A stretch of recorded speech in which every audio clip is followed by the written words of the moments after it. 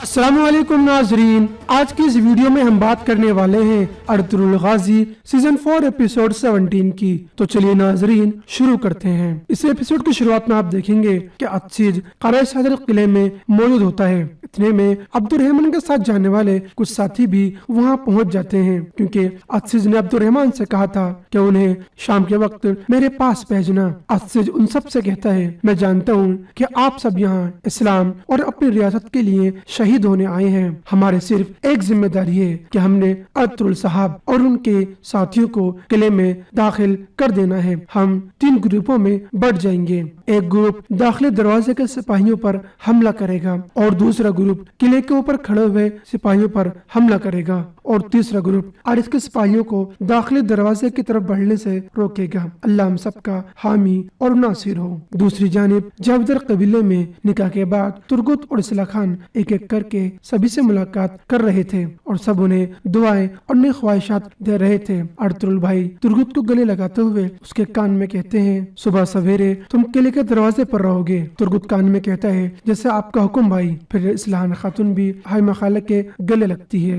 इसके बाद तुर्गुत, इस्लाहान और बाकी सभी हजरात मरकजी खेमे के बाहर आ जाते हैं। कबीले के लोग इस्लाहान और तुर्गुत जिंदाबाद के नारे लगाने लगते हैं। फिर कबीले के सभी सिपाही रवायती अंदाज में तलवार से ढोल बजाते हुए डांस करने लगते हैं और उनका इस्तकबाल करते हैं। इसके बाद तुर्गुत और इस्लाहान चलने लगते हैं। सभी सिपाही रवायती अंदाज में खुशियां मनाने में लगे हुए थे। बाहर जश्न मनाया जा रहा था। इसी दौरान इस्मा इस्लाहान खातून के खेमे में अंदर चली जाती है और कहती है, मुझे माफ करना इस्लाहान खातून, और जहर की शीशी शरबत वाले मटके में डाल देती है और उसको अच्छे तरीके से मिलाकर बाहर चले जाती है। बहादुर और उसकी बीवी भी अपने खेमे में बहुत गुस्से से मौजूद होते हैं। खराजा कहती है, ये सब अर्तुरुल का काम है, देख लेना एक दिन वो तुर्गुत अल्प को जावदर कबीले का सरदार बनाकर दम लेगा। बहादुर कहता है, जब तक मैं यहाँ हूँ मैं ऐसा बिल्कुल नहीं होने दूंगा। एक बार मैं अपने कबीला यहाँ ले आऊँ और संजार पहाड़ से तैयार होकर वापस आ जाए, फिर मैं इनकी जिंदगियाँ नाकाबिले बर्दाश्त बना दूंगा। दूसरी जानिब तुर्गुत और इस्लाहान खातून अपने खेमे में पहुँच चुके होते हैं और यहाँ एक रोमांटिक माहौल होता है। तुर्गुत बहुत प्यार भरे अंदाज में इस्लाहान का नकाब हटाता है और उसका चेहरा अपने हाथों में थाम लेता है। फिर तुर्गुत कहता है, हम दोनों बहुत सी मुश्किलात और इम्तिहानों से गुजरे हैं और फिर भी हम यहाँ एक साथ हैं इस्लाहान। इस्लाहान कहती है, हम दोनों मिलकर वो दिया उठाएंगे जो अंधेरों को खत्म कर देगा तुर्गुत, और हम मिलकर मुश्किलों से लड़ेंगे। तुर्गुत कहता है, कल हम क़लअ सदर किले में अपना झंडा लहरा देंगे इंशाअल्लाह। इस्लाहान पूछती है, क्या आप जंग पर जा रहे हो? तुर्गुत कहता है, हम सुबह होते ही किले के दरवाजे पर होंगे। अगर मैं शहीद हो गया तो तुम बाकी सारी जिंदगी मुझ पर फख्र करना। फिर इस्लाहान एक मटके से शरबत निकालकर कटोरे में डालने लगती है, जिसमें इस्मा ने जहर मिलाया होता है। इस्लाहान 2 कटोरों में शरबत करके लाती है और वो एक कटोरा तुर्गुत और दूसरा खुद पकड़ लेती है और तुर्गुत से कहती है, जंग मुबारक हो तुर्गुत, अल्लाह तुम्हारी तलवार को तेज करे। तुर्गुत कहता है, आमीन। फिर वो दोनों बिस्मिल्लाह पढ़कर शरबत पीने लगते हैं। दूसरी जानिब अमीर सादुद्दीन कोपेक भी जंगल में अपना खेमा लगाए हुए मौजूद होता है और बहुत ज्यादा गुस्से में और गम में मुब्तला होता है। फिर वह बैठकर शरबत पीने लगता है और खुद से कहता है, अगर मेरा दिल गम में मुब्तला है तो मैं तुम लोगों को तबाह किए बगैर सुकून से नहीं बैठूंगा। अर्तुरुल, मैं तुमसे अपना बदला जरूर लूंगा। मैं खुदा की कसम खा के कहता हूँ, मैं तुमसे उन सब का हिसाब लूंगा जो तुमने मेरे साथ किया है। दूसरी जानिब तुर्गुत नमाज पढ़ने के बाद में अल्लाह से दुआ मांग रहा था और इस्लाहान खातून बिस्तर पर बैठी होती है। इतने में उन दोनों पर जहर का असर होने लगता है और दोनों दर्द के मारे तड़पने लगते हैं।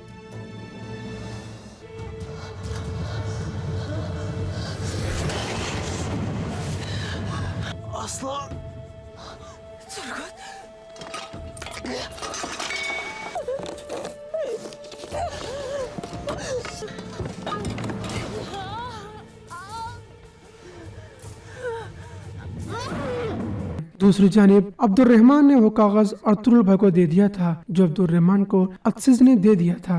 वो पढ़ने के बाद में अर्तुगरुल भाई कहते हैं, जैसा कि अजीज ने कहा है, जब रात वाले मुहाफिज किले का दरवाजा खोलेंगे तब हम हमला कर देंगे। किले के अंदर मौजूद हमारे सिपाही पहला हमला करेंगे। जब दरवाजा खुलेगा हम दिन वाले मुहाफिजों के आने से पहले पहले किले में दाखिल हो जाएंगे। अर्तुगरुल भाई कहते हैं, लेकिन अगर हमें जाने में देर हो गई तो हमारे अंदर वाले सारे सिपाही मारे जाएंगे। बाम से कहता है, हमारे घोड़े बिजली की तरह तेज जाएंगे इंशाल्लाह। अर्तुगरुल भाई कहते हैं, हम सूरज निकलने से पहले ही किले के करीब मौजूद होंगे ताकि किले में दाखिल होने से पहले मौजूद मुहाफिजों को आराम मिल जाए। बाम से पूछता है, ये अजीज कौन है सरदार? अर्तुगरुल भाई कहते हैं, वक्त आने पर तुम्हें पता लग जाएगा बामसी। अब तुम जाकर औरतों को बुलाओ। अब वक्त आ गया है कि हम उन्हें कायद के जंग के बारे में आगाह करें। बाम से उठकर बाहर चला जाता है। दूसरी जानिब इस्लान खातून और तुर्गुत जहर की वजह से तड़प रहे होते हैं और इधर उधर गिर रहे होते हैं और वो दोनों जहर के असर के मारे इतने ज्यादा तड़पते हैं कि वो दोनों गिर जाते हैं। इस्लान कहती है, ये हमारे साथ क्या हुआ है तुर्गुत? ये किसने किया है? तुर्गुत कहता है, तुम ठीक हो जाओगी इस्लान, थोड़ा सब्र करो। इस्लान कहती है, तुर्गुत मैं बिल्कुल भी इस दर्द को बर्दाश्त नहीं कर पा रही। फिर तुर्गुत खड़ा होने की कोशिश करने लगता है और कहता है, या अल्लाह मुझे थोड़ी ताकत अता फरमा। फिर वो बहुत मुश्किल से खेमे से बाहर निकल पाता है, जबकि इस्लान खातून तड़पते तड़पते बेहोश हो जाती है। दूसरी जानिब अपनी वालिदा से कहता है, वालिदा जंग का वक्त आ गया है, हम कारा साचर किले पर हमला करने वाले हैं। हाय मखाला उन्हें अपनी दुआएं देती हैं। फिर अर्तुगरुल भाई हलीमा से मिलते हैं। हलीमा और हफ्सा भी उन्हें जंग में कामयाबी की दुआएं देती हैं। फिर वो सब खेमे से बाहर चले जाते हैं। दूसरी जानिब खराजा अंदर जाकर बहादुर से कहती है, मरकजी खेमे के सामने कुछ गड़बड़ है। अर्तुगरुल के सिपाही इकट्ठे हुए हैं और लगता है वो किसी जंग की तैयारी कर रहे हैं। बहादुर कहता है, मैं जाकर देखता हूँ। फिर वो दोनों भी बाहर चले जाते हैं। बाहर बामसी अर्तुगरुल भाई से कहता है, आखिरकार तुर्गुत की भी तन्हाई दूर हो गई है भाई, अब हम कारे साजर किला फतह करके दो खुशियां मनाएंगे। फिर अर्तुगरुल कहता है, चलो सिपाहियों रवाना हो जाओ। अर्तुगरुल भाई घोड़े पर सवार हो जाते हैं। वो सब जाने के लिए तैयार होते हैं। इतने में तुर्गुत मरकजी खेमे से लड़खड़ाता हुआ बाहर निकल कर आ जाता है।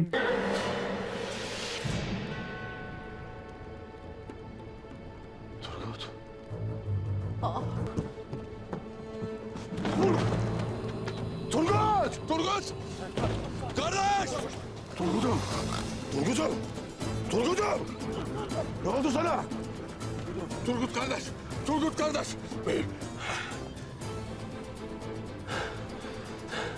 और बाकी दूसरी औरतें भागकर इस्लान खातून के पास आती हैं और उसे इस हालत में देखकर परेशान हो जाती हैं। बाहर अर्तुगरुल भाई तुर्गुत का मुआयना करके कहते हैं, इसको जहर दिया गया है भाई। इतने में तुर्गुत पूरी तरह बेहोश हो जाता है।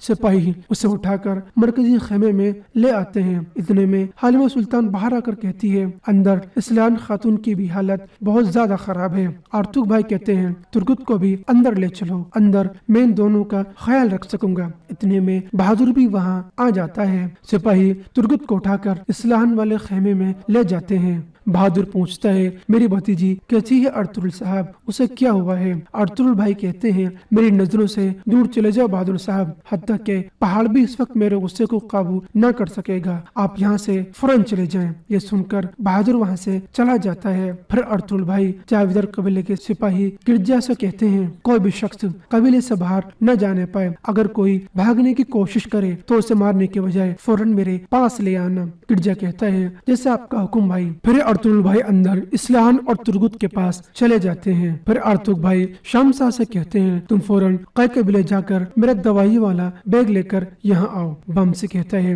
यह सब एरिस ने किया है सरदार, वो जान गया होगा कि हम हमला करने वाले हैं, चले किले जाकर उसका सर उतारते हैं। अर्तुगरुल भाई उसे खामोश करा देते हैं। अर्तुगरुल भाई कहते हैं, मुझे पता लगाना होगा ये किस किस्म का जहर है, फिर मैं कोई दवाई तैयार कर सकूंगा। अर्तुगरुल भाई कहते हैं, मैं वो आदमी तलाश करूंगा जो हमें इस जहर के बारे में बताएगा आर्तुक भाई। बामसी तुम मेरे साथ आओ। अर्तुगरुल भाई और बामसी बाहर चले जाते हैं। आर्तुक भाई दोनों को नमक वाला पानी पिलाने लगते हैं। इतने में जावेदर कबीले का ढोल बजने लगता है। कबीले के बाहर गोकतुक और एक सिपाही इसी का इंतजार कर रहे थे। अल्पामिस कहता है तो इसमें खातून ने अपना काम कर दिया है। गोकतुक कहता है अब तुम यहाँ इसमें खातून का इंतजार करो, जैसे ही वो यहाँ आए उसको कत्ल कर देना और तुम्हें अमीर सादतीन अपने साथ कोने लेकर जाएंगे। फिर गोकतुक उसे सोना देखकर वहाँ से चला जाता है। दूसरी जानिब तुर्गुत और इस्लान खातून को उल्टी करवा दी जाती है। इसके बाद वो दोनों कुछ होश में आ जाते हैं। फिर उन दोनों को नमक वाला और पानी पिलाया जाता है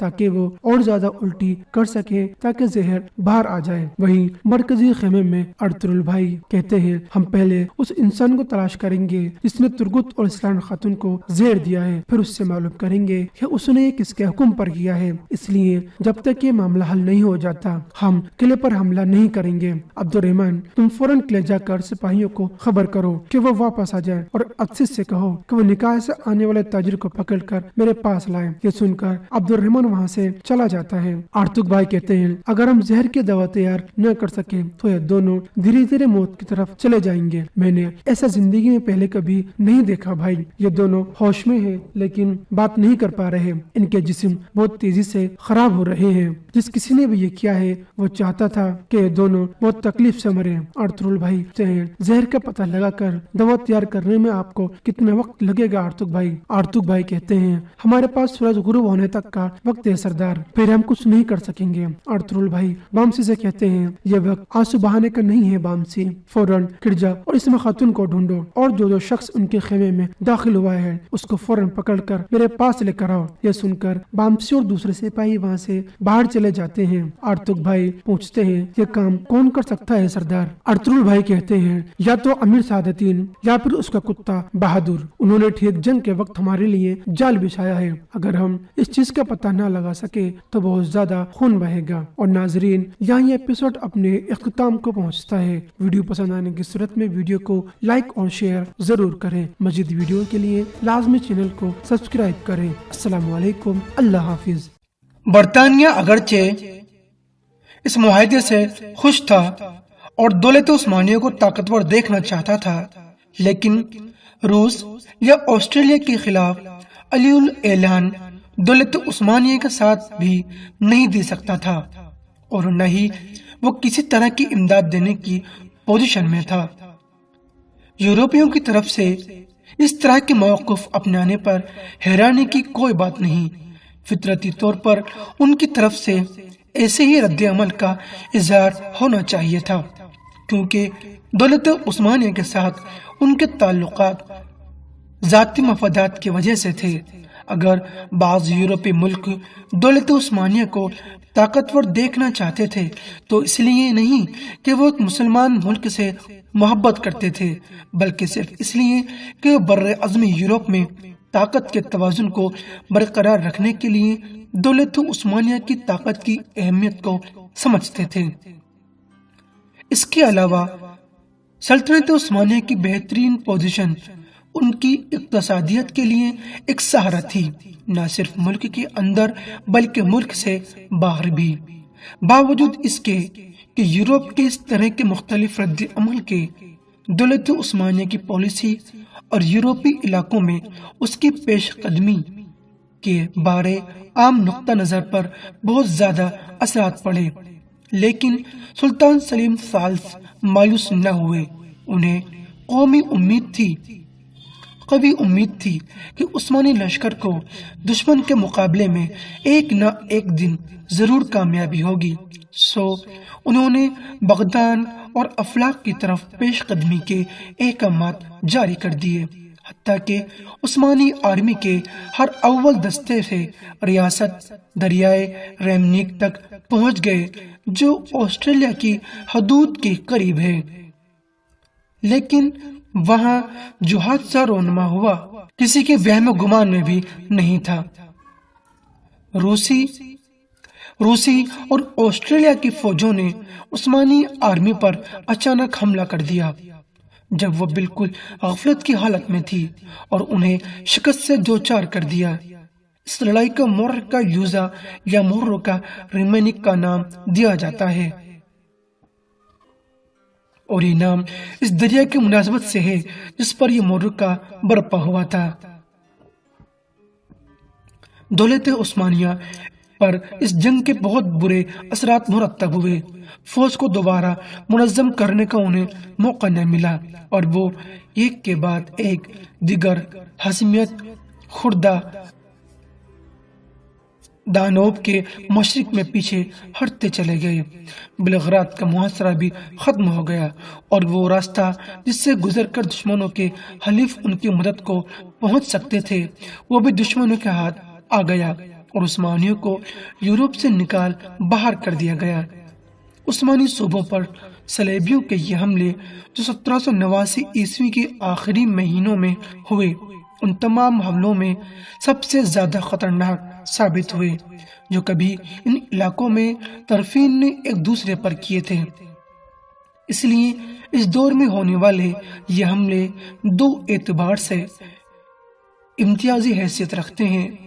پہلا تو یہ کہ ان کے بعد یورپ کے وسطی ملکوں میں سفارتی سرگرمی اور دینی تحریکوں کے قیام کا سلسلہ چل نکلا، جس کی وجہ سے نئے خطروں نے جنم لیا، اور طاقتور ملک امن اور سلامتی کے موقع تلاش کرنے لگے، اور دولت عثمانیہ اور اس کے دشمنوں روس اور آسٹریلیا کے درمیان جاری جنگ کو روکنے میں کے سبیل کرنے لگے۔ فرانسیسی جارحیت کے آثار مطلع سیاست پر بالکل نمایاں تھے۔ یورپ کے مختلف علاقوں میں اس کے خطرات واضح ہونا شروع ہو گئے تھے۔ یورپی ملکوں اور روس کو اس بات کا احساس ہو گیا تھا کہ وہ وقت آ گیا ہے کہ دولت عثمانیہ کے بارے نرم پالیسی اختیار کی جائے، کیونکہ انہیں اندیشہ تھا کہ نیپولین بغاوت خطرناک صورت اختیار کر سکتی ہے اور کرتی جا رہی ہے، اور فرانس بر عظم یورپ کے معاملات پر اپنا تسلط بڑھا رہا ہے۔ نمبر 2، دوسری چیز ہے عسکری میدان میں نئی نئی دریافتیں اور انقلابات، جن کی وجہ سے دولت عثمانیہ کو یوزا سے پہلے اور اس کے بعد کئی بار ہزیمت کا سامنا کرنا پڑا، اور ان شکستوں کی وجہ سے ملک کے اندر عوام کا اضطراب بڑھ گیا، اور ہر طرف سے یہ آوازیں آنے لگیں کہ حالات کو درست کیا جائے اور صدر اعظم کو ان کے منصب سے الگ کیا جائے۔ کئی واقعات رونما ہوئے، ایک کے بعد ایک دیگر کئی معرکوں میں شکست ہوئی اور دولت عثمانیہ کمزور پڑ گئی۔ فرانسیسی انقلاب کی وجہ سے اب یورپی ملکوں کو بھی یہ احساس ہوا کہ نیپولین کا راستہ روکنے کے لیے متحد یورپ کا دولت عثمانیہ کے ساتھ ابتدائی مرحلے کے طور پر خیر سگالی کے تعلقات پیدا کرنا ضروری ہے۔ نیپولین کے خطرے نے یورپیوں کے ذہن سے بات نکال دی کہ وہ عثمانی علاقوں پر یلغار کریں اور انہیں اپنے زیر نگی کر لیں۔ الغرض اس سلسلے میں یورپیوں کو کامیابی ہوئی، اور 22 ذی الحجہ 1202 ہجری مطابق 14 اگست 1791 عیسوی میں زیشتوں کا مشہور معاہدہ ہوا، اور یوں جنگ و جدل کا سلسلہ ایک بار پھر رک گیا۔ جب یورپیوں اور عثمانیوں کے درمیان صلح ہو گئی تو دوسرا مرحلہ جس پر کام کرنا ابھی باقی تھا وہ تھا روس اور دولت عثمانیہ کے درمیان جنگ کے سلسلے کو روکنا، کیونکہ یورپی ملک اس بات کو سمجھتے تھے کہ امن کے بغیر یورپی ملکوں کے حالات نیپولین کے حملوں کی وجہ سے خطرناک صورتحال اختیار کر سکتے ہیں، یا دولت عثمانیہ پر روس کے تفوق کی وجہ سے یورپ کے لیے ایک دوسرا خطرہ پیدا ہو سکتا تھا۔ دولت عثمانیہ کو جس طرح کے حالات کا سامنا کرنا پڑا، ان سے اس کی قوت اور یورپ پر اس کے حملوں پر خاصا اثر پڑا۔ اب عثمانی مجبور تھے کہ امن کی کسی بھی کوشش کو ناکام نہ ہونے دیں، خواہ اس کے لیے انہیں کتنی قیمت کیوں نہ چکانی پڑے۔ جو ملک جنگ رکوانے کے لیے ثالثی کا کردار ادا کر رہے تھے، ان حالات کی وجہ سے انہیں آسانی ہوئی اور روس اور دولت عثمانیہ کے مابین مذاکرات کے بعد یاش کے شہر میں امن معاہدے پر دستخط ہوئے۔ یہ واقعہ 15 جمادی الاول 1206 ہجری بمطابق 9 جنوری 1792 عیسوی کا ہے۔ اب بات کرتے ہیں معاہدے کی اہم دفعات کیا تھیں ان کے بارے میں۔ جنگی قیدیوں کا تبادلہ، ان لوگوں کو اپنے علاقوں میں واپس آنے کی اجازت دینا جو سیاسی بحران کی وجہ سے نقل مکانی کر چکے ہیں، یا انہیں اپنی مرضی سے رہنے کی اجازت دینا۔ نمبر 2، دولت عثمانیہ کا آزوف کے بندرگاہ قرم کے علاقوں جزیرہ تمان، قویان، بسارابیہ کے علاقوں اور دریائے بجد اور دریائے وینچ کے درمیان واقع صوبوں سے روس کے حق میں دستبردار ہونا۔ دریائے دلستر کو دونوں ملکوں کے درمیان سرحد قرار دے دیا گیا۔ نمبر 3، روس درجہ ذیل علاقے دولت عثمانیہ کے حوالے کرے گا۔ بغدان، اکرمان، کیلی اور اسماعیل، لیکن اس کے بدلے دولت عثمانیہ کو بغدان کی رعایا کو ٹیکسز معاف کرنے ہوں گے اور روس اسے کسی قسم کا جنگی تعاون ادا نہیں کرے گا۔ نمبر 4، باب عالی اس بات کا پابند ہوگا کہ وہ اپنی رعایا کو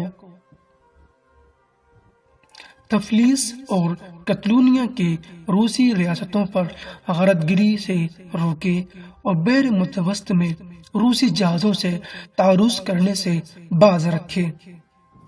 اگر دولت عثمانیہ کی طرف سے اس کے بعد بھی کوئی نقصان ہوگا تو روس کے اس نقصان کو عثمانی پورا کریں گے۔ اس معاہدے کی بدولت روس اور دولت عثمانیہ کے درمیان جاری جنگ رک گئی اور یورپی ملکوں کے اہداف پورے ہو گئے۔ ان کا اہم ترین ہدف ایک ایسے عرصے میں جنگ کو روکنا تھا جس میں یورپ کے لوگ نیپولین کے خوف سے لڑ رہے برانن تھے اور انہیں اندیشہ تھا کہ اس کے بڑھتے ہوئے قدم پورے یورپ کو تہو بالا کر رکھ دیں گے اور اس طرح دولت عثمانیہ کی آرزویں خائب و خاسرار رہیں۔ اس کے ساتھ ساتھ اس کے زیر نگی بہت سارے علاقے بھی اس کے ہاتھ سے جاتے رہے، حتیٰ کہ بحیرہ سود پر روسی جھنڈا لہرانے لگا اور عثمانی بندرگاہیں مثلاً آزوف، اودسیا اور سیواستوپول روسی بحریہ کا مرکز قرار پائیں۔ تمام بڑے بڑے دریاؤں مثلاً دانوب، بج، وینستر اور پروت کے دہانوں پر روس کا قبضہ ہو گیا اور یوں جہاز رانی کی تحریک پر روسی قوم کا تسلط یقینی ہو گیا۔ اس معاہدے کی بدولت ایک تو دولت عثمانیہ کی یورپ میں حدود سکول کر رہ گئی اور دوسرے اسے قانونی طریقے سے دشمنوں کے حق میں اپنی آمدنیوں سے دستبردار ہونا پڑا۔ یوں یورپی ملکوں نے ایسے اقدامات کیے جو یورپ میں عثمانی وجود کے خاتمے کا سبب بنے، گویا انہیں مقاصد کی خاطر یہ تمام اسکیمیں تیار کی گئی تھیں اور انہیں مقاصد کو حاصل کرنے کے لیے یورپ کے سیاستدان اور دانشور ایک عرصے سے کوشش کر رہے تھے۔ اسی مقصد کو حاصل کرنے کے لیے صلیبی، استعاری اور یہودی طاقتیں مسلسل تگ و دود کر رہی تھیں اور ہاتھ پاؤں مار رہی تھیں۔ گویا یہ ایک عالمی اتحاد تھا جس میں یورپ کے منصوبہ ساز باہم مل کر تبادلہ خیال کرتے تھے۔ اگرچہ یہ لوگ باہم ایک دوسرے کی مخالف تھے، لیکن آل عثمان کے مخالفت میں سب متفق تھے۔ ان میں سے ہر شخص ان کو ڈسنے، ختم کرنے اور ہڑپ کر جانے کے لیے طرح طرح کے حلیے بہانے کر رہا تھا۔ معاہدہ یاش نے اگرچہ کچھ وقت تک کے لیے روس اور عثمانیوں کی جنگ روک دی تھی، لیکن حقیقت میں یہ ایک ایسی انتہا کی ابتدا تھی جو پہلے سے کہیں زیادہ افسوسناک تھی۔ اب بات کرتے ہیں داخلی اصلاح اور اس سلسلے میں رکاوٹ کے بارے میں۔ جنگ کے خاتمے کے بعد سلیم سالس داخلی اصلاح کی طرف متوجہ ہوا۔ انکشاریہ سے خلاصی حاصل کرنے کے لیے آرمی کی تنظیم نو کی ابتدا کی، کیونکہ انکشاریہ ہر فتنے کا سبب بن رہے تھے۔ سلطان نے فوجی امور کی تشکیل میں یورپی اصولوں کی پاسداری کی جو روز بروز بے ترقی تھی۔ جہاز سازی، اصلاح اور خاص طور پر توپ سازی کی طرف توجہ دی اور اس سلسلے میں فرانسیسی طریقے کو اپنایا اور اپنے دور میں مغربی فوجی تعلیم کی ابتدا کی۔ سلطان کے انصلاحی اقدام اور جدید فوجی نظام کو دیکھ کر انکشاریہ کے اندر غم و غصہ کی لہر دوڑ گئی۔ عوام نے بھی جدید نظام کی مخالفت میں ان کا ساتھ دیا، باوجود اس کے کہ فوجی اور عوامی دباؤ کے تحت سلطان نے اصلاحات کے بارے تمام احکامات واپس لے لیے۔ پھر بھی خلیفہ کے معزولی پر لوگوں نے ایکا کر لیا اور بالآخر انہیں حکومت سے الگ کر دیا گیا۔ ان کے بعد ان کا چچا زاد بھائی مصطفی رابع تخت نشین ہوا۔ چونکہ انہی لوگوں نے اسے اس منصب تک پہنچایا تھا، اس لیے وہ اپنے مقرر کردہ لوگوں کے ہاتھ میں کٹ پتلی بن گیا۔ اس نے تخت نشین ہوتے ہی سلطانی فرامین جاری کر دیے اور جدید نظام کو لعدم کر دیا۔ تمام اسکول اور اصلاحی ادارے فوراً بند ہو گئے، لیکن اس کے باوجود بھی ان کے دور میں مشکلات کم نہ ہوئیں اور بالآخر خران کی حکومت کا تختہ الٹ دیا گیا۔ اب بات کرتے ہیں مصر میں فرانسیسی صلیبی اور دولت عثمانیہ کی جنگ 1213 ہجری بمطابق 1798 عیسوی کے بارے میں۔ دولت عثمانیہ کے انحطاط پر دشمنوں نے بغلیں بجائیں اور فرانس نے اس کمزوری سے فائدہ اٹھاتے ہوئے اپنے مشہور سپہ سالار نیپولین بوناپارٹ کی قیادت میں ایک جنگی مہم روانہ کی، جسے اس دور میں خاصی شہرت حاصل ہوئی۔ یہ حملہ در حقیقت فرانس میں جاری بغاوت کا راستہ روکنے کی ایک کوشش تھی اور اس کے باغیانہ افکار کے اثرات کا نتیجہ تھا۔ بوناپارٹ نے اس حملے میں فرانسیسی علماء کی ایک بہت بڑی جماعت کو بھی اپنے ساتھ لیا ہوا تھا۔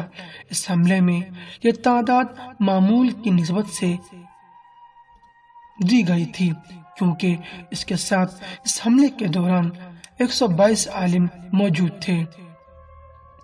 یہ علماء فرانس کے اس کردار سے متاثر تھے جو اس نے کیتھولک کلیسا کی اصلاح کے سلسلے میں ادا کیا اور 16ویں صدی کی ابتدا سے شروع ہونے والی اصلاحی تحریک پر وینٹنسٹ کی مخالفت تھے۔ یہ لوگ جب مشرق میں آئے تو روسو، فولیسٹر اور مورنٹسکو جیسی فرانسیسی انقلاب کے اہم ترین مفکرین کی افکار کو بھی ساتھ میں لے آئے۔ یہ تمام علماء یہودی ماسونی مجالس کے ساتھ تعلق کی وجہ سے خاصے مشہور تھے اور انہی لوگوں نے جدت، بھائی چارہ اور مساوات جیسے نعرے بلند کیے تھے۔ یہ ایسے افکار اور نظریات تھے جو عام طور پر مسیحی دین اور مذہبی افکار کی مخالفت تصویر کیے جاتے ہیں۔ لہذا تاریخ نگاروں کی اس بات کو قبول کرنا کہ اس حملے کا مقصد صرف مشرق میں برطانیہ کے مفادات پر ضرب لگانا تھا ہماری سادگی ہوگی اگر اس حملے کا مقصد برطانوی مفادات پر ضرب لگانا ہی ہوتا تو علماء کی اتنی بڑی تعداد کو اپنے ساتھ لے جانے کے کیا مقصد تھا؟ حقیقت یہ ہے کہ فرانس مشرق میں فرانسیسی شہنشاہیت کا قیام چاہتا تھا تاکہ وہ اس طرح اس علاقے میں سرمایہ دار طبقے کی خواہشات کو پورا کر سکے جو آہستہ آہستہ انقلاب کے بعد حکومت میں گھستا چلا آ رہا تھا، اور دوسری طرف کلیسا کو خوش کر سکے جو اگرچہ فرانس میں جدیدیت سے بری طرح مات کھا چکا تھا لیکن ابھی تک فرانس کے لوگوں پر اس کے کافی حد تک اثرات باقی تھے۔ اس کے ساتھ ساتھ فرانس چاہتا تھا کہ فرانسیسی اثر و نفوذ کو یقینی بنایا جائے۔ اس طرح ہم دیکھتے ہیں کہ مصر پر فرانس کے حملے کے کئی مقاصد تھے۔ یہ اقتصادی بھی تھی، سیاسی اور اجتماعی بھی اور دینی بھی، یا زیادہ مناسب الفاظ میں یہ حملہ بیک وقت عسکری اور فکری تھا۔ اسی لیے نیپولین اس حملے میں علماء کی ایک بہت بڑی تعداد کو اپنے ساتھ لایا تھا۔ اب بات کرتے ہیں 7ویں بحث کی۔ اس میں ہم بات کریں گے فرانس کے صلیبی حملے کی جڑیں کہاں کہاں تھیں، کس طرح تھیں، کس کے لیے تھیں، ان کے بارے میں۔ تو چلیے دوستو شروع کرتے ہیں۔ اس میں کوئی شک نہیں کہ فرانس کے سامراجی علماء مصری مسلمانوں کے نفسیات اور حالات سے پوری طرح واقف تھے۔ انہوں نے اپنے متعزز رائے سے مسلمانوں کے بارے معلومات حاصل کی تھیں۔ ان ذرائع میں ایک ذریعہ تھا فرانسیسی سیاحوں کا خود در حقیقت جاسوس تھے۔ 17ویں اور 18ویں صدی کے دوران بہت سے فرانسیسی سیاح مصر آئے اور انہوں نے یہاں کے قبطی، مسیحی، یہودی اور مملوکی عناصر سے تعلقات قائم کیے۔ ان لوگوں نے سیاسی، اقتصادی، فکری اور عسکری پہلوؤں سے اس قوم کا بڑے وقت نظری سے جائزہ لیا اور ان کے بارے تفصیلی معلومات حاصل کی۔ اس سے پتہ چلتا ہے کہ وہ اپنے اس حملے کے دوران اپنے افکار کی ترویج کے سلسلے میں بے حد حریص تھے۔ ان لوگوں نے مصر میں ان یہودی ماسونی مجالس کا بیج بویا جنہوں نے بعد میں محمد علی پاشا سے مضبوط تعلقات پیدا کیے۔ یہ حملہ اچانک نہیں کیا گیا تھا بلکہ اس سے قبل اس کا پوری وقت نظری سے مطالعہ کیا گیا تھا، حتیٰ کہ مشہور ماہر آثار قدیمہ کا لیتھوگرافی کے بارے تحقیق ہوئی اور بعض انکشافات سامنے لائے گئے۔ قدیم مصریوں کی زبان ہیروغلیفیہ سے آگاہی حاصل کی گئی اور اس کے ذریعے ماضی کی تاریخ کا کھوج لگایا گیا۔ اگر یہ سب کچھ اچانک ہوا، حالانکہ اس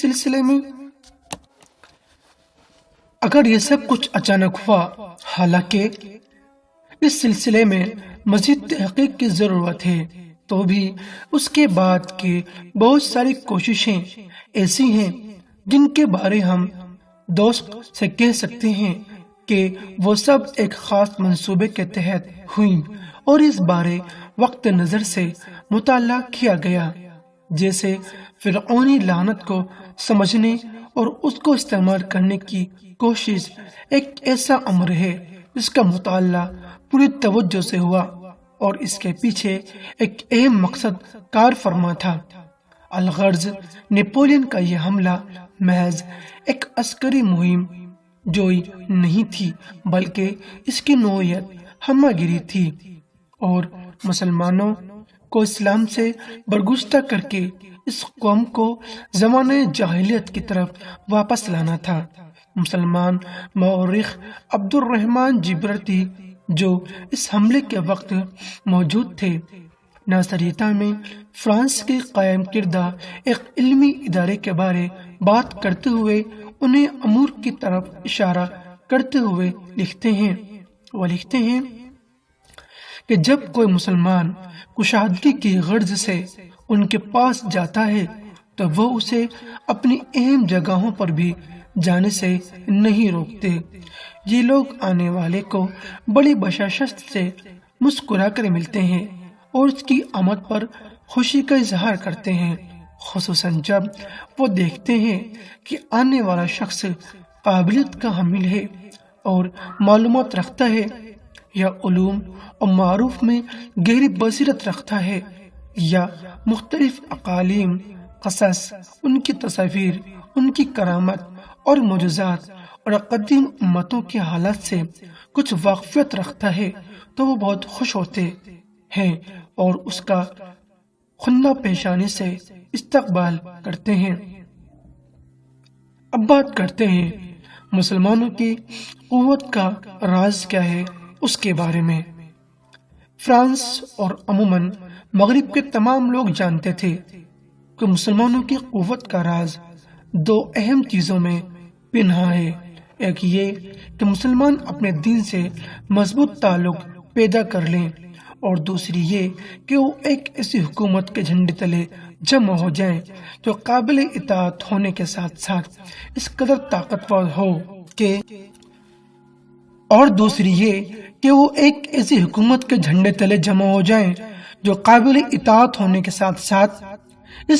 طاقتور ہو کہ کوئی اس کی طرف آنکھ اٹھا کر بھی نہ دیکھ سکے۔ فرانسیسی حملے کی قیادت ان دنوں امور سے پوری طرف واقف تھی۔ یہی وجہ تھی کہ نیپولین اور بعض دوسرے فرانسیسیوں نے بظاہر اسلام قبول کیا، اسلامی تعلیمات کے احترام کے بارے بات کی، مسلمان عورتوں سے شادی کی تاکہ وہ اس طرح مسلمانوں کے قریب آ سکیں اور اس ملک میں ثابت قدمی سے قیام کر سکیں۔ انہوں نے واضح الفاظ میں اپنے اس دستور کا اعلان بھی کیا۔ جب نیپولین نے مصر کے لوگوں کے سامنے تقریر کی تو اس نے کہا، اے مصر کے لوگوں، تم سے کہا گیا ہے کہ میں یہاں صرف اس لیے آیا ہوں کہ تمہارے دین کا خاتمہ کر دوں، تو سن لو یہ کھلا جھوٹ ہے، اس کو کسی صورت تسلیم نہ کرو اور دھوکہ دینے والوں سے کہو کہ میں تمہارے پاس صرف اس لیے آیا ہوں کہ ظالموں کے ہاتھ سے تمہارے حقوق تمہیں دلاؤں۔ میں حملہ کیوں سے زیادہ اللہ سبحانہ و تعالیٰ کی عبادت کرتا ہوں، اس کے نبی صلی اللہ علیہ وسلم اور قرآن عظیم کا احترام کرتا ہوں۔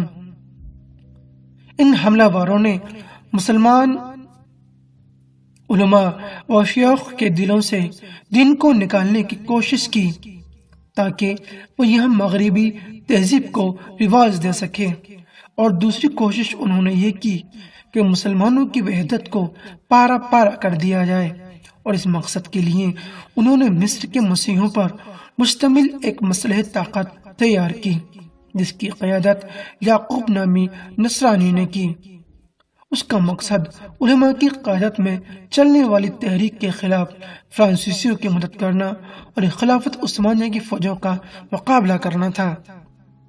اب بات کرتے ہیں مصری اتحاد کا پارا پارا ہونا اس کے بارے میں۔ فرانسیسیوں نے مسیحی قطبی عناصر کو مختلف ذرائع سے اس حملے میں شریک کرنے کے سلسلے میں کامیابی حاصل کر لی۔ بعض مسیحی مصنفین کا خیال ہے کہ وہ فائدہ جو مصر نے حملے کے 3 سالوں میں حاصل کیا وہ اس فائدے سے کہیں زیادہ ہے جو اس نے عثمانی دور کے طویل ترین عرصے میں کیا۔ ان میں سے بعض ایجنٹوں نے عثمانیوں کے خلاف فرانسیسیوں کو امداد دینے میں استاد یعقوب کے کردار کو بہت سراہا اور کہا ہے کہ یہ ایک ایسا کارنامہ ہے جس کی وجہ سے یعقوب کی سونے کی ایک مورتی بنا کر قاہرہ کے بڑے بڑے میدانوں میں نصب کی جانی چاہیے، اور اس پر لکھا ہونا چاہیے کہ یہ وہ پہلا شخص ہے جس نے عصر جدید میں مصر کے اندر سب سے پہلے آزادی اور خود مختاری کے لیے آواز بلند کی۔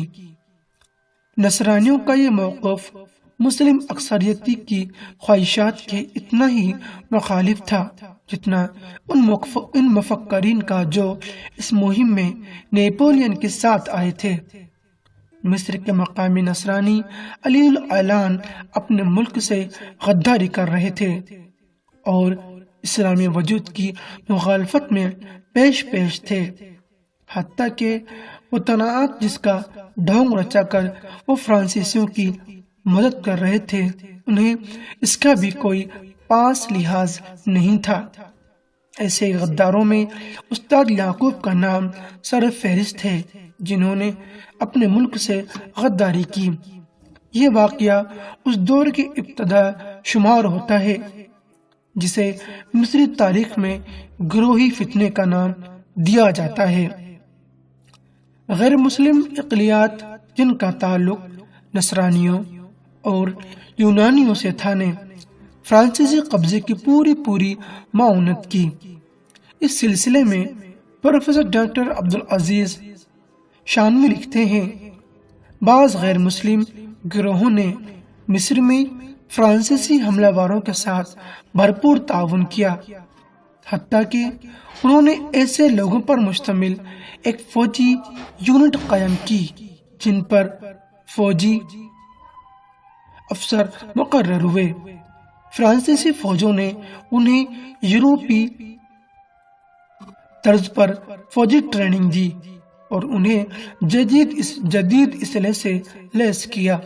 پھر ان یونٹوں کو فرانسیسی آرمی کا حصہ بنا دیا گیا تاکہ عددی کمی کا ازالہ کیا جا سکے اور مصر پر اپنے تسلط کو قائم رکھا جا سکے، کیونکہ مصر اور شام میں انہیں کافی مزاحمت کا سامنا تھا اور وہ قومی تحریکوں کی آگ کو بجھانا چاہتے تھے۔ اس کے علاوہ فرانسیسی فوجوں میں تعاون کی وبا پھیلی ہوئی تھی۔ وہ مقامی لوگوں سے اس سلسلے میں بھی مدد لینا چاہتے تھے۔ مصری قوم کی نظر میں یہ گروہ مصر